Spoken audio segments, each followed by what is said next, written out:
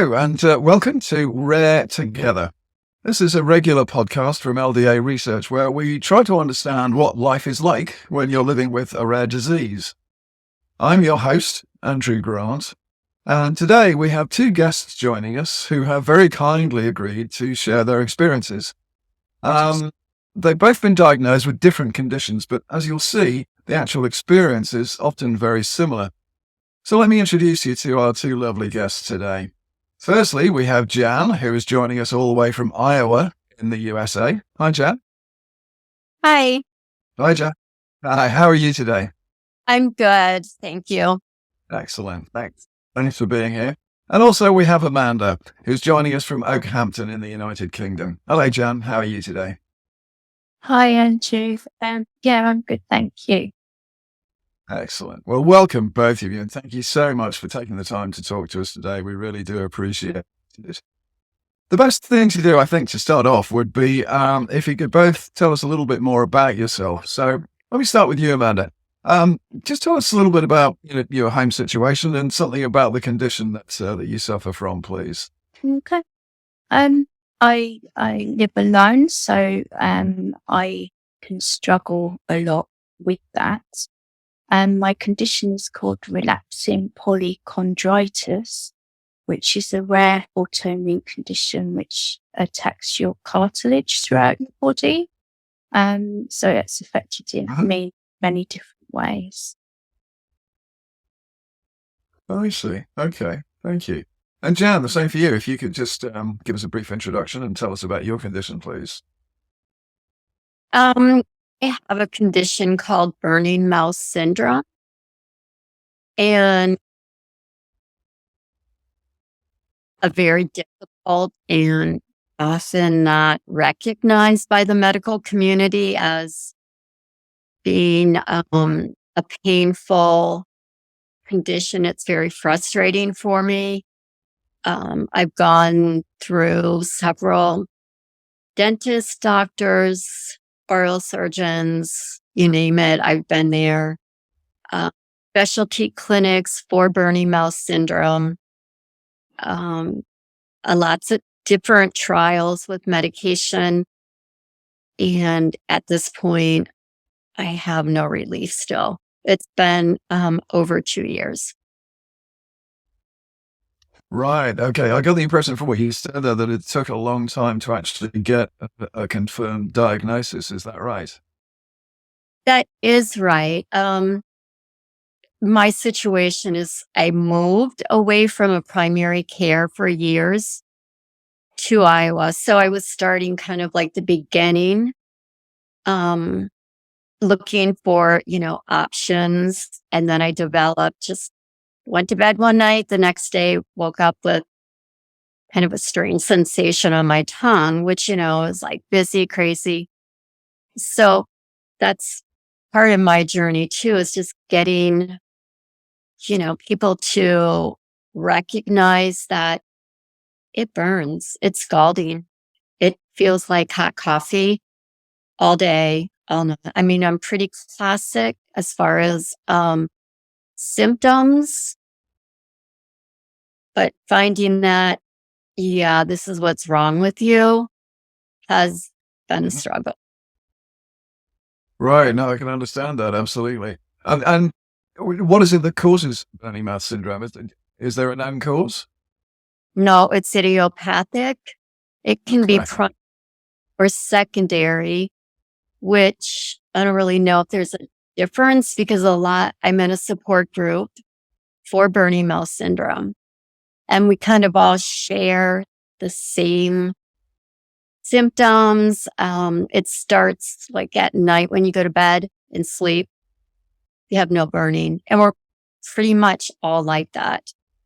But as soon as you wake up, like it's phantom pain. Sometimes it's numb, swollen lips that you think you've had Botox during the night. You wake up and there's nothing there, but it's what you feel. And it is your tongue. It typically starts the tip of the tongue, and that's how mine started. Right. Understood. Thank you. Well, we'll come back to that in a second, and particularly the diagnosis journey. Amanda, tell me something about relapsing polychondritis, which frankly I've not heard of before. It's a very rare condition, affects 3 in a million. That's the sort of statistic that they give. Like Jan, I experienced a very long delay in diagnosis. So I had joint pain for most of my life, which worsened when I was on hormone treatment. And then my ears started going red, but only this bit, not the lobe. And they're very sore, they split, and it's because that bit's cartilage, but the lobe isn't. I have an ulcerated nose inside because there's cartilage in the nose, and often you get a saddle nose where the bit here collapses. So on the bridge of your nose, and it looks like it's squashed because cartilage has sort of been destroyed. And then I also, during lockdown, unrelated to COVID, I developed breathing trouble, and my lower trachea and bronchi have collapsed. So the structure of the body part there isn't holding, it's all gone floppy.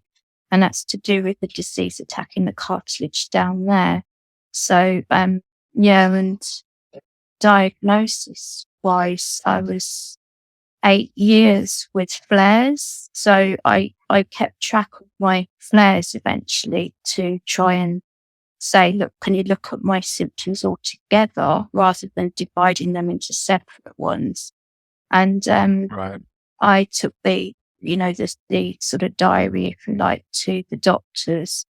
But unfortunately, I saw 3 locums in my area when I was there. One was, the initial one. The second one actually mentioned relapsing polychondritis.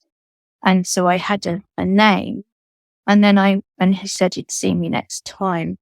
I went back to the third one, and he said, as is quite common in conditions, that it was anxiety and that was nothing wrong with me. So I then was discharged and still having the same trouble. But because I had the name, I was able to get a referral to the top consultant in the condition in the country. And I've been with that clinic ever since. And that's where I've got my treatment from. And, they've saved my life, really. From pain was horrendous. And, dealing with constant chronic pain is just horrible if it's not managed. So, I'm under a good team in London, but I do have to rely on them in London, even though I live in Devon. So, it's good in that respect. They're specialists in the condition, but, not if it's an emergency locally. Right. Understood. Thank you for that. That's interesting. So come to you again, Janet. So, how does your syndrome affect your life? The syndrome, first of all, I lost 40 pounds because it burns so bad. I'm on a restricted because I know what will trigger even more burning. So I don't really have much I have an appetite. I'm hungry, but I know safe foods and most everything is not safe. Nothing red, spicy. And that affected, that was like, whoa, this, what's this weight loss? But it affected my weight, then the quality of my life, because I think like Amanda, everyone I saw and continue to see suggested you need to go to the therapist. You need to go to the psychiatrist. And I'm like, I'm not making this up. This is a real condition. I have labels of drug seeking, but actually I want lidocaine to numb it. It's It's not pleasant. I have, I'm kind of sheltered because I also suffer from extreme exhaustion, whether it's related, I'm not sure, but you can't really do much, or you pay the Right. price. But yeah. You talked about some things you can eat and things you can't eat, which sounds like most things. So did you have to figure that out yourself, or did you get the advice in that respect? I did not have any help in that respect. No, I just knew that I was told to avoid spicy food and anything red. And it's more like you can have eggs and you can have oatmeal. And for the first 6 months, for all 3 meals, I ate cream of wheat 6 months straight, times a day. Wow. That probably weight loss, but it was, at least it didn't burn. It also, it's the time I said, oh, I don't need to even have a clock, because every day at usually 3 o'clock, it was called the bewitching hour. The burning would intensify as the day went on, which many do suffer that as well. And, by the time, like now, I usually try to go to bed around 7:30 so I can get out of the misery and go to sleep and get, some relief. Right. That sounds terrible. Absolutely. Amanda, tell me, how does your condition affect your life? Um, well, I'm on lots of medication, and it's from the last sort of couple of years, I've actually been on a treatment that has been working. So it's taken a long while. I was diagnosed in 2015. So it's taken all that while to actually find a treatment that works. So, lots of these conditions, you have flare-ups. So I was getting more flare-ups before the treatment started to work. And, you try taper steroids quite a lot of the time when you're, got these inflammatory conditions like RP. And I just wasn't having any luck with that. Every time I went down just 1 milligram, my RP would flare really badly. So, for the first time this year, I've actually managed to taper my prednisolone. So that's good, because it's helping me in other ways with, my weight and my breathing. But I get very tired, I get fatigued, and so I've had to learn to really pace myself. So, I used to always be busy, and I still get involved in things, but I really have to listen to my body and make sure that I stop and just do things in bits rather than all at once. So if I wanted to do some gardening, I'd have to just do a little bit and then come and sit down. And anything basic, like pacing, like if you're doing the washing, you hang it up in stages rather than doing it all in one go. And I have to have a breathing machine because of my collapsed airway. So I can wear that in the daytime when I need it. So if I'm doing gardening and exerting myself like that, I can wear that, and it goes over my nose and forces air into my lungs. It's a mobile CPAP machine. And then I also have one overnight as well, which keeps me breathing properly at night time, because otherwise my sats can drop low. And then you wake up with a really bad headache because you haven't had the amount of oxygen you should have had when you were sleeping. And that increases your fatigue and affects your whole lifestyle. So my routine is 27 medicines in the day, plus my breathing machine, which keeps me going. But it's a very, very difficult thing, because every time you get a new symptom, you go through the grieving cycle. So, get a new label, you have to deal with the depression that brings, because it's another lifestyle change. It affects what you're doing, affects your quality of life. Get used to treatment. And eventually you move into the adapted phase where you actually think, right, I can do this, but in a different way. And it takes a lot to get your head around that, to be able to pace and move forward. Right. So you have to learn new techniques, new ways of being every time. All right. Yeah. Understood. Does that experience resonate with you, Jan? I mean, does the disease change as time goes on? For me, it has. It's made, I was very active and did probably like Amanda, I had a life, and now it's like, I dream, I want my old life back. I'll take whatever I had back, because this is not living, it's existing, which that's not like me. And like Amanda said, you learn.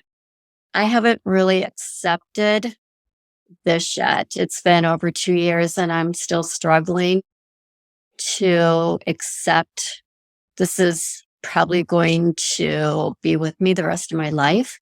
It tends to last for years. I want medicine. That's what I beg for all the time. Just give me something. And it's like I'm a guinea pig. Here, let's try this for, but it's not really working for me.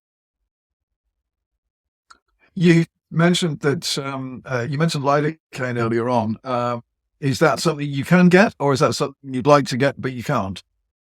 I can. I have found a direct primary care physician, which has opened up a whole new world for me.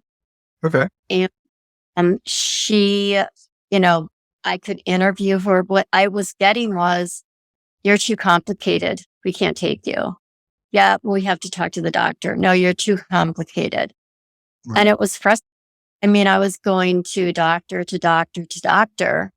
and specialist. I'm in a university town and, they have a dental school, whatever. But all I wanted to do was get a referral to pain management, and they have refused every time I try to get, pain management. They won't accept me as a patient. On what basis? On what basis is that? But they don't know enough about it, and they have standard is like benzos, gabapentin, things that people take for nerve conditions. It's off label, but they buy anything. Right. So, but pain management, every time they get a referral from whichever doctor. And I just tried again to see if maybe my new primary care, but no, I still can't find anyone who will control the pain. Right. Understood. That must be really difficult. You said earlier on, if I heard you right, you said it lasts for several years, which suggests that it is possible that it could come to an end for you.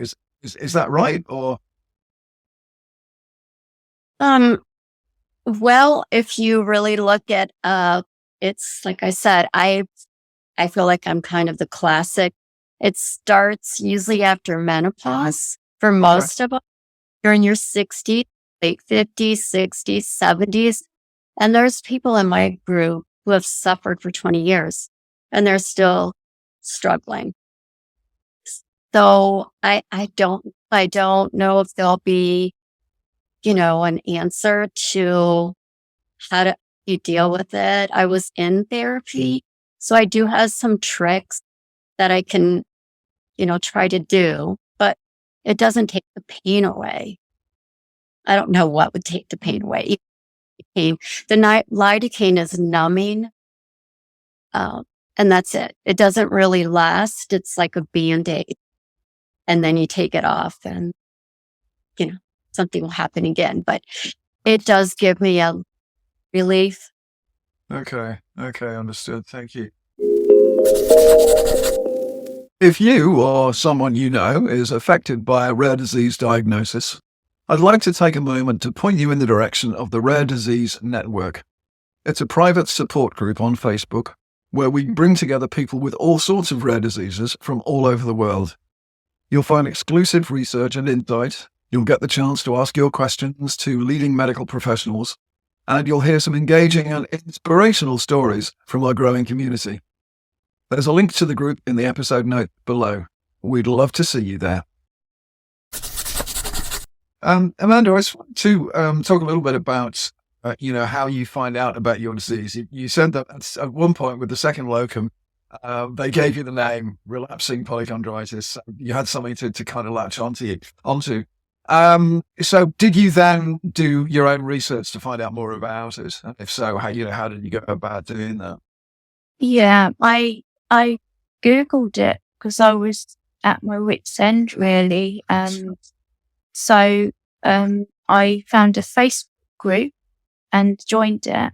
And Lisa, who's become a friend, pointed me to this Facebook support group and told me who the specialist was in London. And I thankfully got referred from my GP to London to see him, and he diagnosed me straight away. So I was then, properly diagnosed and able to seek treatment.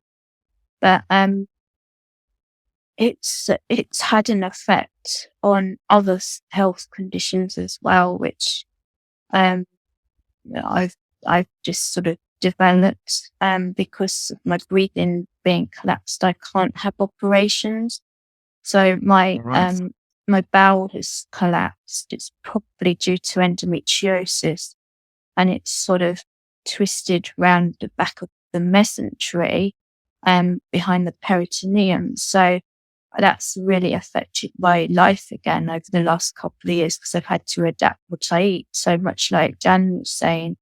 So it's another thing. So, it complicates things. It makes you a complicated patient. And, even though Jan's in America with the different health system, I've also gone to my local sort of services, and even with the diagnosis struggled and been told I can't be treated there. So because I'm complicated, so I have to go back to London or get the London team involved if I have a problem, or I need an ambulance or go to A&E and stuff like that. I have to make sure that I'm compass enough to be able to, get them involved.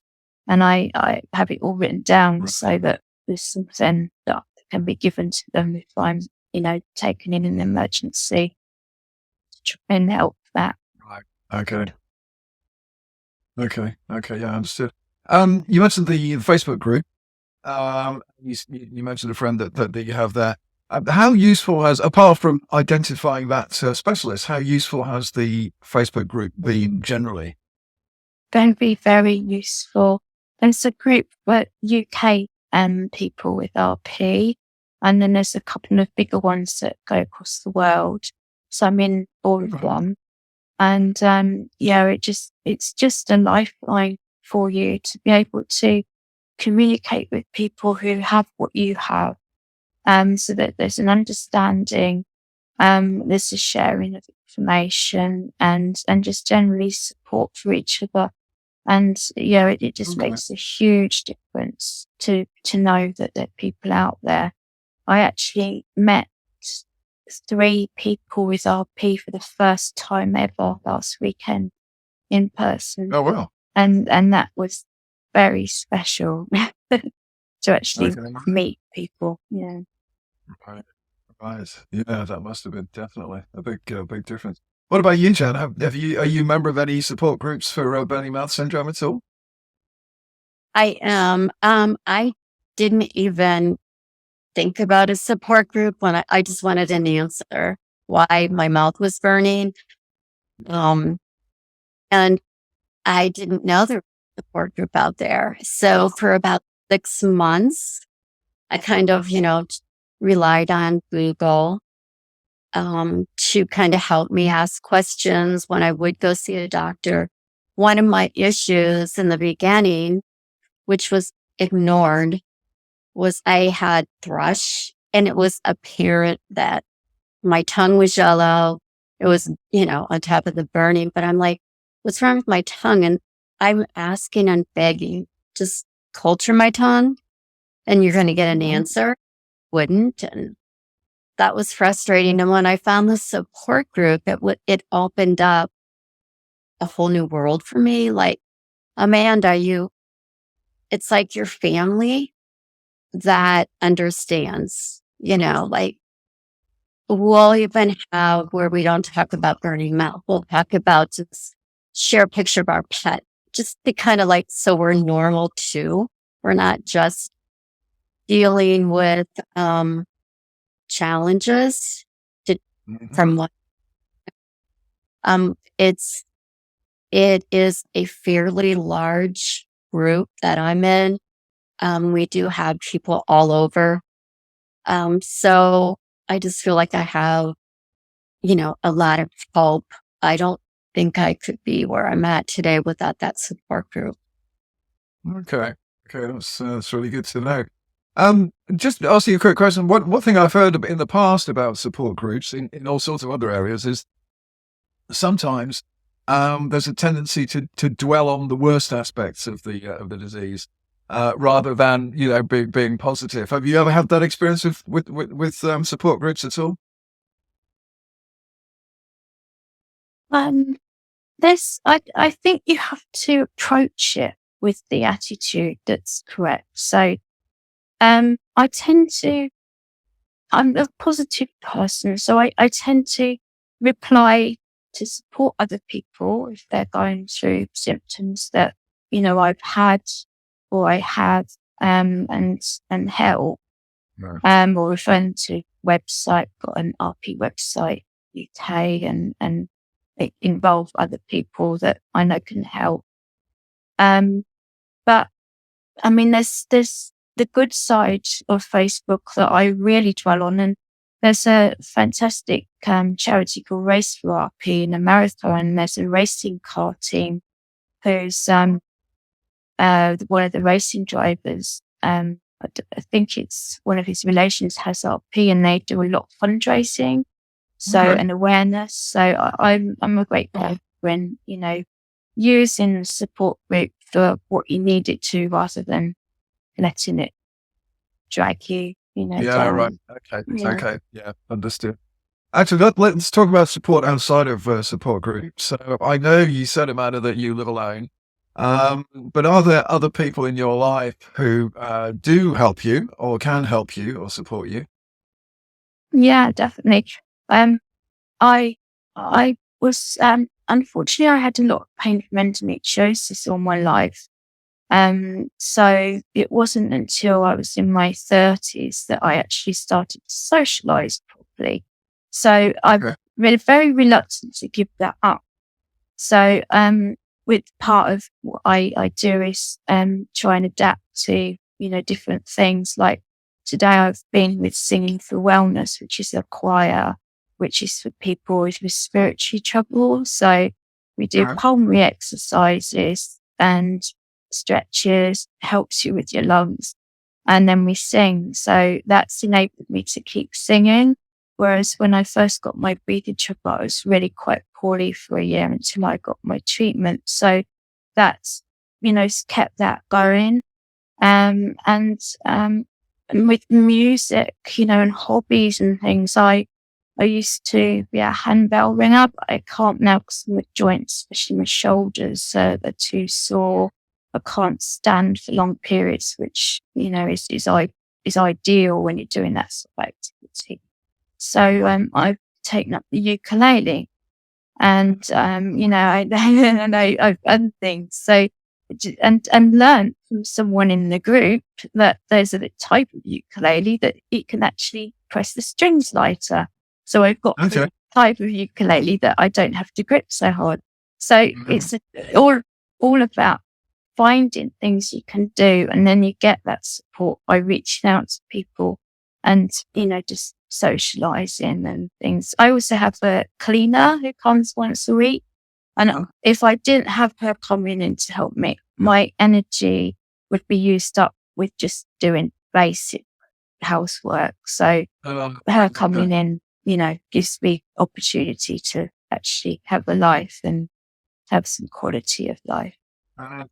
Interesting point that you would use up your precious energy on mundane activities, right? Okay, yeah. So, Jan, so what about your support group? I know you don't live alone, but so what kind of support do you get from the people around you? I am married, and so my husband is here. Basically, I call him my caregiver now because he. The one thing is because it's 3:00 and the burning, it's really out of control. By that point, I'm pretty done with the day. So, he makes most of my meals. Mm-hmm. And I also have 6 children, and grandchildren. It's hard to, they're used to, their mom now is like, drop everything, come and help. And I don't think anyone besides my husband really gets it, because I have to I have to, look my best, feel, and then when they go, oh, do you still have that burning? They don't even really understand. My husband sees it at night. Like, he knows to get the teething rings out. He knows that 7:30, I'm probably going to want to go to bed because I do have the support from him. Not really with friends don't get it. They're like, oh, you still have that? Because it's invisible. I mean, it's in my mouth. Right. Yes, I've heard this from other people with other conditions as well. That because these things are so rare, people go through that phase where they either don't believe it or they don't think it's real. Or I understand that, which must be incredibly frustrating. Do you find that at all, Amanda? Have you come across that sort of situation? Very much. It's invisible, just like Jan said. I mean, if someone sees you outside, perhaps socializing out and about, they presume that you're always doing that. Whereas I have, you have to with pacing, you have to rest, and you're perhaps not. It's not sort of visible when you're sitting inside resting and recovering. So there's an assumption that you're out every day if you go out once a week and stuff like that. And you do get judged because you look well. So people will say, oh, you look well. And of course, when you're in pain, chronic pain, and someone says that, you're like, it just it's quite an upsetting thing. People just don't understand that it's a judgment on, on a life that's, probably struggling and, behind the scenes. And you get that a lot, with the community.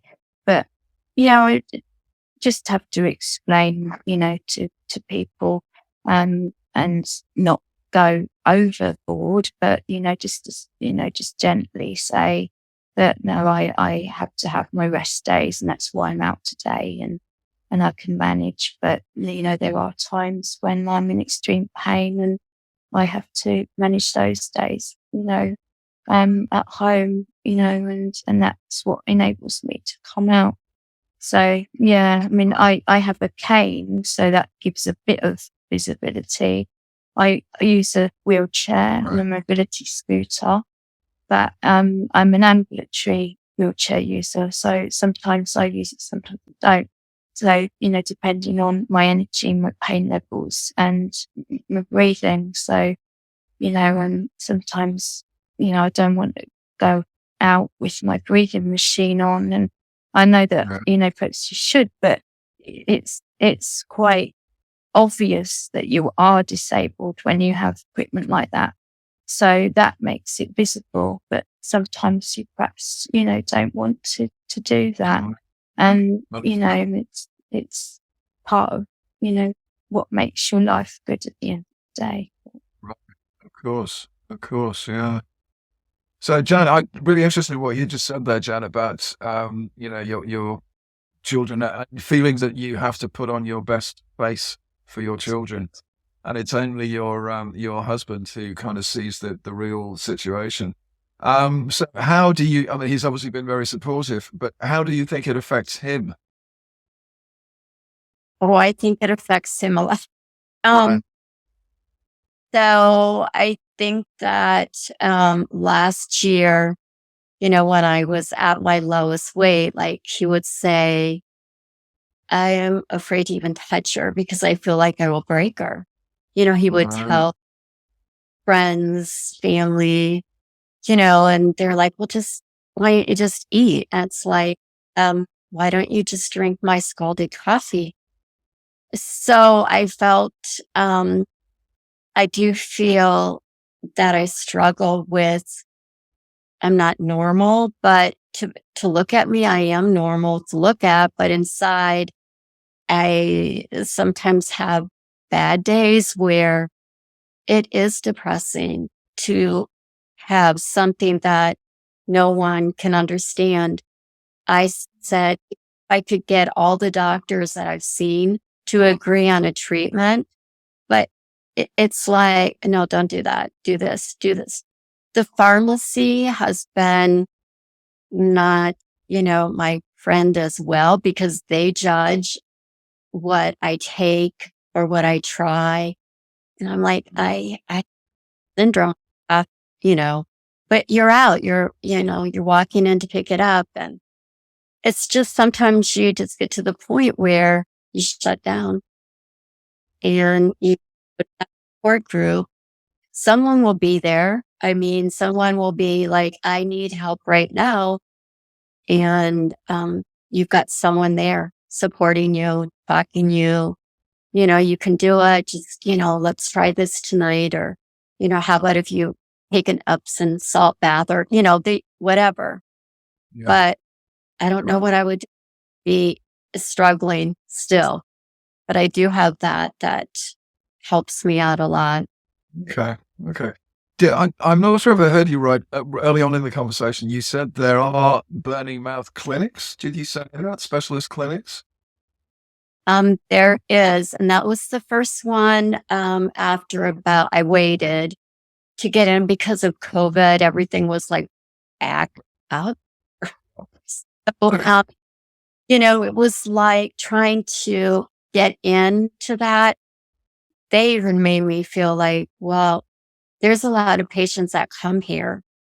But all I got from that was frustrated. It's a teaching hospital. I Okay. felt like a oral surgeon oral pathologist, whatever she was educating her student on burning mouth syndrome. And the reason she has it is look at her medication. And I'm like, well, wait a minute. I've been taking this medication for years. And, it was really sad that it's one doctor. It's not a clinic. Like I'm thinking they're going to have pain management. They're going to have education, nutritionists, whatever you need. No, it wasn't like that. And it just made me resent future, I will not go there anymore. They are, No, I understand. that they have done. It's made me, the trust is no longer there for a lot of what, who I've seen. How can I trust them? Right. Yeah, that must have been doubly frustrating. You thought you found an answer, and then it turned out to be not an answer at all. Yeah, understood. Right. Uh, okay. Well, I think we've probably covered most things I wanted to cover. But I just wanted to ask you both individually. I'll start with you, Amanda. What is the kind of the one thing that you would like other people to know about your condition? I think an understanding that if someone looks all right, sometimes they're battling something inside. And Right. also to reach out for help. Don't feel like you've got to deal with it on your own. I mean, I'm at a Right. stage like Jan where I'm very reluctant to call for help, especially here. I'd rather call my London team. So I know I've got somewhere to reach out to, and they will do that. And also, one thing that is really needed is integrated care. So, in London, there's a multidisciplinary team, like Jan was saying, where you do get the dietitians, the rheumatologists, the chest clinicians, everyone working together. And I think if you've got something, especially if you've been given a name of something and you're stuck, reach out to communities and try and seek that help, especially from specialists. And that there are people out there who can help you. You're not alone. Right. Understood. And what about you, Jan? What's the one thing that you would like other people to know about burning mouth syndrome? There's so many things out there that, I think awareness too, as far as like, okay, we're all kind of in this world together, and we all, should be treated equally. I feel I have been through the ringer in the last 2.5 years, starting with not just the medical aspect, pharmacy, the false hopes that, you think you're going to the best burning mouth syndrome, which I went to a very good, well-known, where everyone wants to go, clinic, and they didn't get it either. All they got was, oh yeah, we should, test your mouth. And 8 months later, you were right. You do have thrush, which got out of control. I probably still have it, but then who was going to treat it? Because I had to drive a distance. So awareness that, we deserve, I think, not to be judged because we're different. I've never even heard of this. I mean, until, I'm Googling it, and, I'm like, well, is there really, it's got to be something really wrong with my tongue. Look at it. It doesn't look normal. But just to accept that, I think healthcare needs to change and treat you, like I feel like I'm older. They don't really care about me anymore. They need to understand I want a life. I don't want to be like this. I can't help it. I have friends. So like Amanda, I want to be, normal. Want to be normal. Yeah, I can completely understand that thought, definitely. Well, thank you so much, both of you. That's just about wraps it up, but it's been an absolutely fascinating conversation. I really, really thank you for sharing so candidly your experiences. It must be incredibly difficult. So thank you for that. So if you, as the audience, have enjoyed this podcast, then please let us know what you think. Is your experience similar to Jan or Amanda's, or is it different for you? Please let us know in the comments. And also, don't forget to subscribe to these podcasts to make sure that you don't miss out. If you know anybody else who might like to join in the conversation, and send them the link and let them join in as well.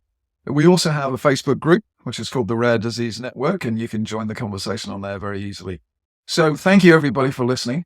Thank you very much, Jan. Thank you very much, Amanda. It's been great to talk to you. And I wish you all the very best in the future. And I hope that your symptoms don't get worse, and that you can find ways to alleviate your condition. Great to meet you. And thanks, everybody, for listening. And we'll see you next time on Rare Together.